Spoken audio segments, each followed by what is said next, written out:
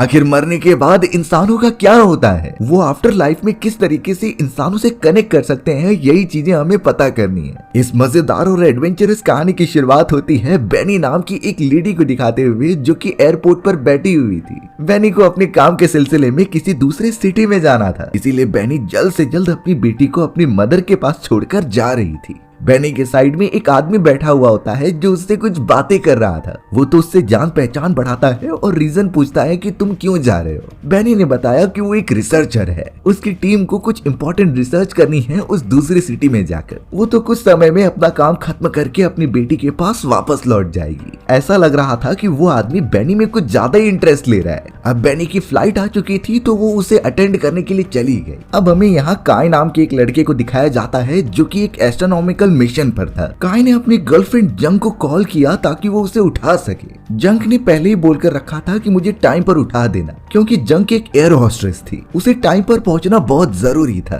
काय के फोन करके उठाने पर जंग उठ जाती है और जल्द से जल्द तैयार होकर निकल पड़ती है। उन दोनों का रिलेशन बहुत अच्छा था, लेकिन लॉन्ग डिस्टेंस हो चुका होता है। पता नहीं वो दोनों अपना रिलेशन कब तक सरवाइव करके रख पाएंगे। अब यहाँ हमें हेली नाम की एक लड़की दिखाई जाती है जो कि अपने एक फ्रेंड हायून के साथ थी। तुरंत ही अब हेली के पेरेंट्स का वीडियो कॉल आता है। हेली के पेरेंट्स चाहते थे कि वो जल्द से जल्द कोई अच्छा लड़का देखकर शादी कर ले, लेकिन हेली को इसमें अभी तक कोई इंटरेस्ट नहीं था। हेली इन चीजों से परेशान होकर अब तुरंत ही अपने उस फ्रेंड हायून को वीडियो कॉल में शामिल कर लेती है। अब हायून को देखकर हेली के पेरेंट्स को यही लगा कि शायद ये उसका बॉयफ्रेंड है, और वो सभी खुश हो गए कि उनकी बेटी हेली ने लड़का पसंद कर लिया है। हेली इन चीजों को बरकरार रखना चाहती थी, इसीलिए जब वो कॉल कट कर देती है तो उसने हायून को कहा कि तुम्हें मेरा बॉयफ्रेंड बनने का नाटक करना होगा। हायून को कहीं ना कहीं ये ठीक नहीं लग रहा था, बट अब हेली की मदद करना उसकी कमजोरी बन चुकी थी। घर पहुंचने के बाद हेली फिर से अपने पेरेंट्स को कॉल करके हायून से इंट्रोड्यूस करवाती है। हेली के पेरेंट्स बहुत ज्यादा खुश थे हायून से मिलकर, उसका नेचर बहुत ही अच्छा और साफ सुथरा होता है। लेकिन हेली के पेरेंट्स को ये बिल्कुल अंदाजा नहीं कि ये सारी चीजें झूठ हैं। बाद में उन्हें अगर सच्चाई पता चलेगी तो उन्हें कितना दुख होगा, ये चीजें हेली अभी नहीं समझ रही थी। अब दूसरी तरफ बेनी अपने वर्किंग लोकेशन पर पहुंच गई होती है। बेनी तो अपनी बेटी से वीडियो कॉल पर बातें कर रही थी, लेकिन तभी अचानक बेनी के क्रू मेंबर्स बहुत चिल्लाने लगे क्योंकि उन्हें रिसर्च के दौरान कुछ इंपॉर्टेंट चीजें मिली हैं।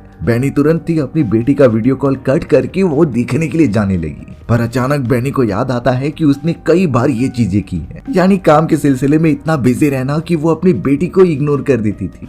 अब ये चीजें वो वापस से दोहराना नहीं चाहती, इसीलिए बेनी अपने काम को थोड़ा सा लेस इंपॉर्टेंस देती है और अपनी बेटी से बात करती है। कई महीने बीतने के बाद अब यहाँ जंग का बॉयफ्रेंड काय अपने मिशन से वापस आ चुका होता है, लेकिन उसे ब्रेन हैमरेज हो चुका था। काय को जल्द से जल्द हॉस्पिटल में शिफ्ट किया गया और जंग उसे देखने भी गई। डॉक्टर जंग को यही सलाह देती है कि काय अकेले न रहे, क्योंकि ब्रेन हैमरेज वाले पेशेंट को ख्याल रखना बहुत जरूरी है। जंग ये बात समझती है, इसीलिए वो काय को अपने घर पर लेकर आ गई। वो तो काय के लिए ब्रेकफास्ट बनाती है जो कि वो बड़े अच्छे से खा रहे थे, लेकिन काय कुछ अजीब सा बिहेव करता है। उसने तो गर्म पानी अपने हाथों पर ही गिरा दिया था। जंग को भी इस बात से कंफर्म हो गया कि काय अकेला नहीं रह पाएगा, उसे कोई टेक केयर करने वाला चाहिए, तो इसीलिए वो इसे यहाँ पर रखेगी। यहाँ काम खत्म करने के बाद बेनी अपनी बेटी को कॉल करती है, बट वो सो चुकी थी और यहाँ उसकी मदर कॉल पिक करती है। बेनी तो अपनी मदर से बोल रही थी कि अगर वो वापस आएगी तो कई सारे गिफ्ट्स लेकर आएगी, बट बेनी की मदर ज्यादा उसे रिप्लाई नहीं करती।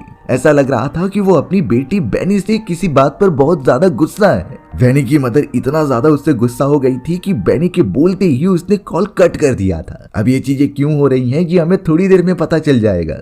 अब हमें यहाँ बेनी एक मार्केट में दिखाई जा रही थी जो एक्सप्लोर करने के लिए निकली होती है। तभी अचानक बेनी को वही आदमी मिल गया जो कि उसे एयरपोर्ट पर मिला था। उस आदमी से कुछ बातचीत करने के लिए वो तुरंत ही वहां पर बैठ गई। बेनी उसे अपने घर का हाल बता रही थी कि किस तरीके से उसकी मदर उसे इग्नोर कर रही है, शायद वो उससे किसी रीजन से बहुत ज्यादा नाराज है। वो आदमी बेनी से बातचीत कर ही रहा था, तभी उसे एक और आवाज आती है। ये आवाज किसी और की नहीं बल्कि हेली की थी, पर हेली की आवाज सिर्फ और सिर्फ उस अनजान आदमी को सुनाई देती है। ऐसा कैसे हो रहा था ये बिल्कुल भी नहीं पता। वो अनजान आदमी जिसका नाम संग होता है, वो वॉशरूम का बहाना बनाकर वहां से निकल गया। संग तो अब एक मिरर के सामने खड़ा होकर वायरलेसली हेली से कनेक्ट करता है। हेली तो संग को बताने लगी कि शायद उसकी मदर इस मंथ ये कनेक्शन तोड़ने वाली है, यानी कि वो सारी सर्विसेज बंद कर देंगी। अब ये किस सर्विस की बात हो रही थी और कैसे वो दोनों वायरलेसली बात कर पा रहे थे, ये बहुत ही अनजान चीजें हैं जो थोड़ी देर में हमें पता चल जाएगी। अब हमें जंग दिखाई जाती है जो कि जब अपने कमरे में जा रही थी तो उसने देखा कि कई लोग वहाँ मौजूद हैं। वो सभी पार्टी कर रहे थे काय के साथ। काय अब जंग के पास आकर बताने लगा कि उसे दूसरा जॉब मिल गया है, वो वहाँ पर बिना किसी फिक्र के काम कर सकता है।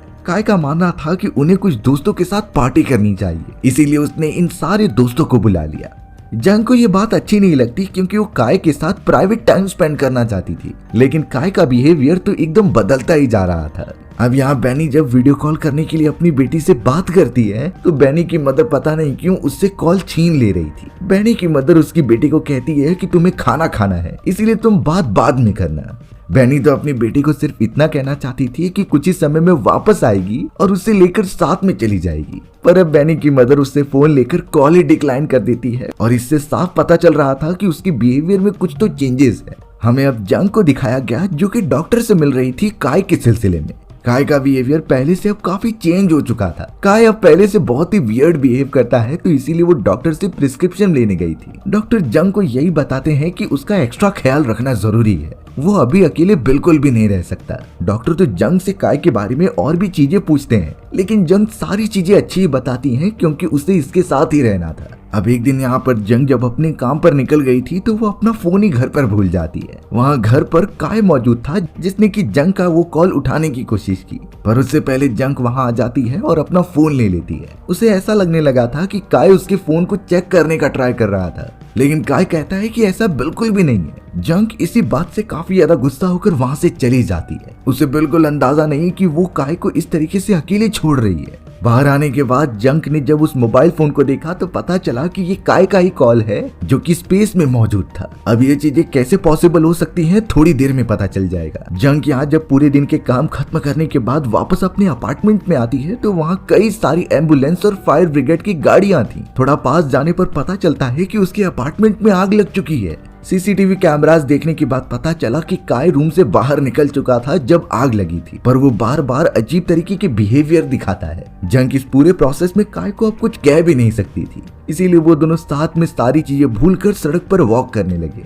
जंग और काय जब रोड पर आगे बढ़कर बात कर रहे थे तो जंग ने उससे पूछा कि तुमने खाना बनाने की कोशिश की थी कि नहीं, क्योंकि गैस निकलने की वजह से ही अपार्टमेंट में धमाका हुआ। काय इन चीजों को इनकार करते हुए सिर्फ इतना कहता है कि उसे जंग के साथ रहना है, वो तो बिल्कुल भी उससे दूर नहीं रह सकता।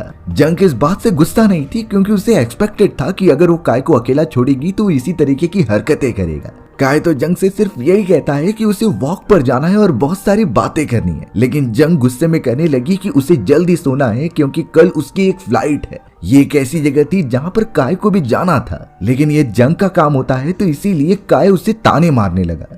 जंग को बिल्कुल भी काय को एंटरटेन नहीं करना चाहती थी, तो इसीलिए वो वापस अपने घर की तरफ चली गई। अब यहाँ से उनके बीच में मनमुटाव चालू हो चुका था, लेकिन जब काय को सच्चाई पता चलेगी कि जंग को किसका बार बार कॉल आता है तो वो चौंक जाएगा। अब हमें यहाँ हेली दिखाई जाती है जो किसी अननोन एजेंसी के लिए काम करती थी। इस एजेंसी का नाम वंडरलैंड होता है। हेली तो एक लड़के को कॉल करती है और उसे बताती है कि तुम्हारी ग्रैंड मदर तुम्हारा वेट कर रही है, लेकिन जब तक तुम अपनी ग्रैंड मदर से मिल नहीं लेते तब तक तुम्हारी सर्विस बंद नहीं की जाएंगी। तो तुम्हारे पास शॉर्ट पीरियड ऑफ टाइम है अपनी ग्रैंड मदर से मिलकर सारी बातें करने का। चौंकाने वाली बात थी कि हेली कहीं न कहीं सारे कैरेक्टर से कनेक्टेड है। ऐसा लग रहा था कि हर एक कैरेक्टर इसी एजेंसी से कुछ काम करवा रहा है। ये काम उन लोगों से रिलेटेड होता है जो उनकी लाइफ में नहीं है या फिर उन लोगों की मृत्यु हो चुकी है। हेली ने अभी तक अपनी आइडेंटिटी सभी के सामने रिवील नहीं की थी कि वो क्या कर रही है। फिलहाल अब हमें एयरपोर्ट पर बेनी की मदर को दिखाया जाता है जो कि उसकी बेटी को लेकर चाइना की तरफ निकल रही थी। बेनी की मदर अब बिल्कुल नहीं चाहती कि वो उसकी ग्रैंड डॉटर के पास आए और उसे वापस लेकर जाए,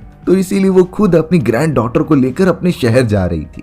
इस बातों के बारे में बेनी को अभी तक बिल्कुल भी नहीं अंदाजा। बेनी की मदर एयरपोर्ट पर रुककर कुछ अपने पास चेक कराने लगी और वहीं पर थोड़ी देर के लिए बिजी हो जाती है। कुछ देर बाद जब वो अपनी ग्रैंड डॉटर को लेने के लिए आई तो पता चला कि वो वहाँ से गायब हो चुकी है। बेनी की मदर एकदम से टेंशन में आ गई कि आखिर उसकी ग्रैंड डॉटर कहाँ पर चली गई है। चारों तरफ ढूंढने के बावजूद भी उसे वो नहीं मिलती। वो इतना ज्यादा पैनिक हो गई क्योंकि अगर ग्रैंड डॉटर को कुछ होगा तो बेनी उसे बहुत गुस्सा करेगी और कभी माफ भी नहीं करेगी। शॉकिंगली बेनी का भी उस टाइम पर कॉल आ जाता है जो कि अपनी बेटी के बारे में पूछती है, पर उसकी मदर ने बताया कि वो कहीं गुम हो चुकी है। बेनी भी एकदम से पैनिक हो गई और बताने लगी कि हमें पुलिस को कॉल करना चाहिए, पर शायद अब काफी देर हो चुकी है, उसकी बेटी कहीं भी नहीं दिखाई देती। बेनी को अपनी मदर के ऊपर बहुत गुस्सा आ रहा था और वो उससे शायद बात भी नहीं करेगी, लेकिन अब सबसे पहली प्रायोरिटी है उसकी बेटी को ढूंढना। उसी एयरपोर्ट पर हमें काय भी दिखाया गया है जो कि जंग के साथ जाने के लिए वहां पर आया होता है। काय की रिक्वेस्ट थी कि वो भी जंग के साथ उस ट्रिप पर जाए जहां वो दोनों बहुत ज्यादा एंजॉय कर सके।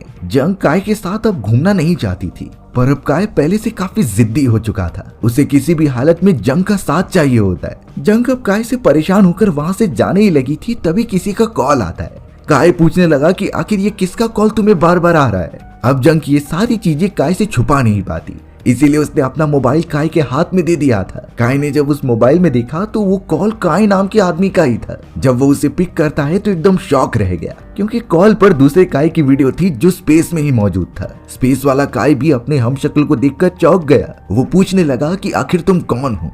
अब जंग के सामने मौजूद वाला काय एकदम कंफ्यूज था, इसीलिए जंग काय को फ्लाइट में लेकर जाती है और उसे सब कुछ समझाने का वादा करती है। काय जंग के साथ जाकर बैठ तो गया था, लेकिन उसके दिमाग में कई सारी बातें घूम रही थी। वो एकदम कंफ्यूज होकर फ्लाइट से बाहर निकल गया उड़ने से पहले।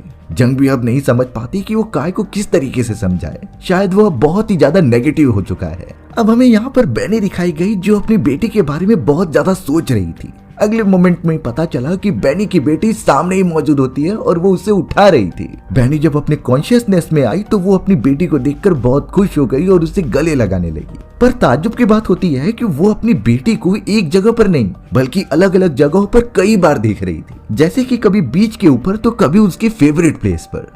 इन्हीं चीजों की वजह से अब बेनी एकदम से कंफ्यूज हो गई और उसे समझता ही नहीं कि वो कहां पर है। वो इसी तरीके से कुछ देर तक भटकती रही और फिर बाद में उसकी नींद खुलती है वही रिसर्च वाले प्लेस पर, यानी कि वो वहां से कभी गई ही नहीं। बेनी को बहुत गुस्सा आ रहा था क्योंकि वो अपनी बेटी को ढूंढ नहीं पा रही है, इसीलिए अब वो अपना सारा रिसर्च बंद करके कार में बैठने चली गई। बेनी के बाकी मेंबर्स उसे रोकने की कोशिश कर रहे थे क्योंकि वो रेगिस्तान में है, यहाँ पर रिसोर्सेज की बहुत कमी है और गुम हो जाने का भी खतरा मौजूद था। लेकिन बेनी किसी की बात नहीं सुनती और अपनी कार में बैठकर सीधा दूर जाने लगती है। उसके पास तो सिर्फ मोबाइल फोन था जिससे कि लोकेशन देखी जा सकती है। वो उसे ही फॉलो करते हुए बहुत ज्यादा गुस्से में आगे बढ़ चली, पर यहाँ बेनी को बिल्कुल भी अंदाजा नहीं था कि उसकी तरफ एक खतरा बढ़ रहा है। थोड़ी देर तक आगे बढ़ने के बाद एक बहुत ही बड़ा रेतीला तूफान उसकी तरफ आने लगा। बेनी डिसाइड नहीं कर पाती कि वो यहाँ से कैसे बाहर निकले। वो पूरी तरीके से उस बर्फीले तूफान में फंस चुकी थी। बेनी को मैप पर दूसरी जगह की लोकेशन दिखाई जाती है तो वो रेतीले तूफान के अंदर अपनी कार को आगे लेकर जाने लगी, चाहे कुछ भी हो जाए। तूफान इतना ज्यादा खतरनाक था कि वो झुंड में मौजूद इंसानों को भी उड़ा कर लेकर चले जाए और शायद बेनी की कार भी बहुत बुरी हालत में होने वाली थी कुछ ही देर के अंदर। ये सारी चीजें पता नहीं क्यों हेली और उसका दोस्त थायुन मॉनिटर कर रहे होते हैं एक अलग ही चैम्बर में से। ये सारी अनजान चीजें जो तब से चल रही थी वो अब जाकर रिवील होंगी। हमें तो अब यहाँ वंडरलैंड में दिखाया गया जहाँ पर हेली और उसका दोस्त थायुन मौजूद था और वो मॉनिटर कर रहे होते हैं। हायुन तुरंत ही हेली को ये समझा देता है कि बेली शायद एक्टिवेट हो चुकी है। उन लोगों ने जिस तरीके से उसे बनाया था वो उसके विपरीत काम कर रही है। वो सब भी साफ देख पा रहे थे कि बेनी किस तरीके से रेतीले तूफान में फंस चुकी है। हायुन ने तो हेली से परमिशन भी मांगी कि वो बेनी को डीएक्टिवेट कर सकती है, लेकिन हेली हायुन को मना कर रही थी क्योंकि बेनी बहुत ज्यादा रेयर स्पीसीज में से एक है। अगर वो डीएक्टिवेट होकर खत्म हो गई तो वो उसे वापस एग्जैक्टली बनाना बहुत मुश्किल होगा, लेकिन उन्हें कुछ न कुछ तो करना ही होगा उसकी जान बचाने के लिए। अगर उसकी बॉडी नहीं रहेगी तो सारी कॉन्शियसनेस वो किस बॉडी में डालेंगे। हेली ने अब तुरंत ही संग नाम के उसी आदमी को बता दिया उसकी लोकेशन, जिससे कि वो जाकर उसे बचा ले। संग तुरंत ही अपनी कार लेता है और उसी रेगिस्तान के चारों तरफ घूमने लगता है बेनी को ढूंढने के लिए। उसे रेतीला तूफान दिखने लगा था। संग अब उस रेतीले तूफान में जाकर सीधा बेनी को बचाने के लिए निकल जाता है। संग को मानो इन चीजों से बिल्कुल डर ना लगता हो। वो सीधा कार से उतरकर बेनी को भी उतारता है और एक जगह पर लेके लेट जाता है, क्योंकि रेतीले तूफान से बचने का ये सबसे बेस्ट वे होता है। साइड में बेनी की कार मौजूद थी, वो हवा में ही उड़ जाती है। अगर कोई इंसान इस तरीके के रेतीले तूफान में खड़ा रहे तो वो ऑटोमेटिकली ऊपर चले जाएगा, लेकिन जब वो जमीन के ऊपर लेट जाए तो उसका मास एकदम फ्लैट हो जाता है। इससे थोड़ा सा आसानी होती थी ग्रिप बनाने में। इतने बड़े रेतीले तूफान की वजह से हंग किसी भी तरीके से बेनी को पकड़ कर रहता है। जरा सी भी गलती और दोनों की ही जान चली जाएगी। यहाँ वंडरलैंड में हेली और हायुन को पता चल चुका था कि बेनी बच चुकी है, पर उसे रिकवर करना बहुत जरूरी था। हायुन ने हेली से कहा कि वो बेनी का डेटा डिलीट कर सकता है, इससे उनका बाकी डेटा एकदम सुरक्षित रहेगा, पर हेली अभी भी मना कर रही थी क्योंकि ये डेटा बहुत क्रूशियल है। हेली और हायुन में बहुत ज्यादा बहस होने लगी थी। थोड़ी ही देर के अंदर अचानक अब सारा डेटा एकदम से चला जाता है और उनका सिस्टम भी बंद होने लगा था। उन्हें कुछ नहीं समझता कि इस कंडीशन में क्या किया जाए। हेली तो अब तुरंत ही हायुन को बेनी का वो नेटवर्क ओपन करने के लिए कहती है जिसमें वो कुछ चेंजेस करेगी। हायुन को नहीं समझता कि आखिर ये क्या करने की कोशिश कर रही है, पर हेली किसी भी कीमत पर बेनी की मदद करना चाहती थी उसके करंट कंडीशन से बाहर निकलने में। सामने की तरफ बेनी का वो नेटवर्क सिस्टम होता है जिससे सारे कॉन्शियसनेस और यादें उसके बॉडी में ट्रांसफर की गई थी। शायद अब हेली भी एकदम क्रिटिकल काम करने के लिए आगे बढ़ती है। इसमें तो शायद बेनी का ही फायदा था। अब हमें बेनी को एयरपोर्ट पर दिखाया जाता है जो अपनी बेटी को ढूंढ रही थी। उसी एयरपोर्ट पर काई भी मौजूद होता है जो बहुत ही ज्यादा कंफ्यूज था। अचानक अब उसे बेनी का ही कॉल आता है जिससे कि कॉल ने पिक कर लिया था। बेनी सामने से काय को बोल रही थी कि एक तुम ही हो जो मेरी मदद कर सकते हो। काय और कंफ्यूज हो गया कि ये कौन है जो इस तरीके से उससे बात कर रहा है। बेनी ने तो काय को साफ कह दिया कि अगर तुम्हें मेरी बेटी जहाँ भी दिखे उसे लेकर आ जाओ, वो बहुत ही ज्यादा नाजुक है और जरा भी उसे चोट लगी तो वो मारी जाएगी। काय इन बातों को समझ जाता है और अब वो चारों तरफ बेनी की बेटी को ढूंढने लगा। हमें दिखाया गया कि बेनी की बेटी अब यहाँ रनवे पर भाग रही होती है। उसे कुछ नहीं समझता और सामने से एक कार आती है। कार अब बहुत ही तेजी से उसकी बेटी की तरफ बढ़ रही थी, लेकिन अच्छी बात तो ये हो गई कि काय वहां पर आ जाता है। काय ने बेनी की बेटी को पकड़ लिया और साइड में किया। उसकी बेटी की जान पाल बाल बची थी, नहीं तो अब तक वो मर जाती। काय अब बेनी के कहने पर उसकी बेटी को एयरपोर्ट पर लेकर आ जाता है और वहीं पर उसके आने का वेट करता है। काय ने उसकी बेटी को बता दिया कि तुम्हारी मदर ने यहीं वेट करने के लिए कहा है, वो जल्द से जल्द आ जाएंगी। बेनी की बेटी बहुत खुश थी क्योंकि इतने समय बाद वो अपनी मदर से मिलेंगी। कई साल बीत चुके थे लेकिन अब तक उसने अपनी मदर का चेहरा नहीं देखा था। ये बात बहुत ही ज्यादा स्ट्रेंज लग रही थी। अब एयरपोर्ट पर बेनी नहीं बल्कि बेनी की मदर आ जाती है। बेनी की मदर अपने ग्रैंड डॉटर को देखकर बहुत ज्यादा खुश हो रही थी, पर बेनी की बेटी तो उससे छुप रही होती है। बेनी की मदर बेनी को बेटी को साथ में रखकर काय को शुक्रिया अदा कर रही थी उसे देख रेख करने के लिए, पर जब वो वहां से जाती है तो बेनी की बेटी वहीं पर रुक जाती है। उसे यहीं पर रुककर अपनी मदर का इंतजार करना था, चाहे कुछ भी हो जाए। बेनी की मदर अपनी ग्रैंड डॉटर को समझाती हैं कि वो कभी नहीं आने वाली, वो एक छलावा है जिससे बात करने पर भी वो अच्छे से रिप्लाई नहीं करती, तो तुम अपनी मदर को भूल जाओ और अपनी लाइफ में आगे बढ़ो। इतना कुछ बोलने के बावजूद भी बेनी की बेटी बात नहीं मानती और उसे अपनी मदर से बात करना ही था। इसीलिए अब ना चाहते हुए भी उसकी ग्रैंड मदर को कॉल लगाकर देना पड़ता है बेनी के साथ। बेनी की बेटी अपनी मदर से वीडियो कॉल पर बातें करने लगी। बेनी की बेटी तो बहुत ही मायूस होकर कह रही होती है कि आप वापस आ जाइए, पर अब बेनी एक सच्चाई बता रही थी कि वो अब कभी वापस नहीं आएगी। रियलिटी तो ये थी कि वो मर चुकी है। कई साल पहले एक कार दुर्घटना में बेनी की मृत्यु हो चुकी थी, लेकिन वो वंडरलैंड की जो टेक्नोलॉजी है जिसे कि हेली और उसका दोस्त हायुन चलाते थे, वो इन्हीं सारे मरे हुए लोगों को वीडियो कॉल के थ्रू उनकी फैमिली से बातें कराते। इसी वजह से वो बेनी से ज्यादा बातें नहीं करती थी, क्योंकि उन्हें पता था कि एक समय बाद जब बेनी की बेटी को यह सच्चाई पता चलेगी तो उसके दिल को ठेस पहुंचेगी। बेनी की बेटी मायूस तो हो गई, लेकिन वो अपनी मदर से कहती है कि आप मुझे और कहानियां सुनाया करो। बेनी इस बात से बहुत ज्यादा खुश हो जाती है और वो कॉल डिक्लाइन करती है। दूसरे वे से दिखाया जा रहा था कि बेनी उनके सामने ही है, लेकिन मरने के कारण वो उन्हें दिखाई नहीं दे रही। यही सारी चीजें वंडरलैंड के रूल्स थे। वो एक एडवांस टेक्नोलॉजी की मदद से ही मरे हुए लोगों को उसकी फैमिली से बात करा सकते हैं। एक्चुअल में उन्हें कोई देख नहीं सकता। हमें दूसरी तरफ वंडरलैंड में हेली और हायुन को दिखाया जाता है जिन्होंने अपना सिस्टम रिस्टोर कर लिया था, यानी वो सभी कैरेक्टर्स के डेटा एक तरफ रख सकते थे। हमें तो अब जंग दिखाई गई जो कि अपनी फ्लाइट अटेंड करके आ रही होती है। उसने तुरंत ही हेली को कॉल लगाया और ये साफ कह दिया कि वो अपनी सर्विस बंद करना चाहती है। दरअसल उसका बॉयफ्रेंड काय कोमा से बाहर आ चुका है। वो अब उस वर्चुअल दुनिया के काय से बात नहीं करना चाहती, यानी जब तक काय वापस नहीं लौटा होता तब तक जंक ने वंडरलैंड की टेक्नोलॉजी का यूज किया था उससे बात करने के लिए, लेकिन अब शायद उसकी कुछ जरूरत नहीं। हेली भी इन चीजों को समझ जाती है और उसने सर्विस भी बंद करने का डिसाइड किया।